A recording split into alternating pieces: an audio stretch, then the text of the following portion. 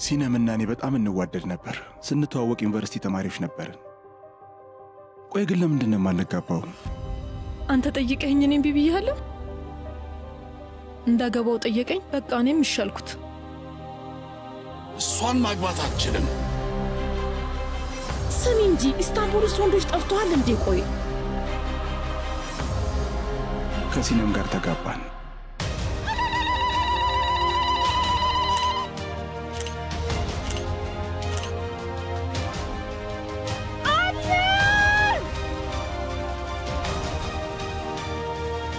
ስማይማ አሁን ኢስታንቡል ትሄድና ከዛ ከዳተኛ ከሆነው ልጄ ሁሉንም ነገር ትወስዳለህ። የውስጥ ልብሱን እንኳን ሳይቀር ትወስድበታለህ። እሺ ፍጠን።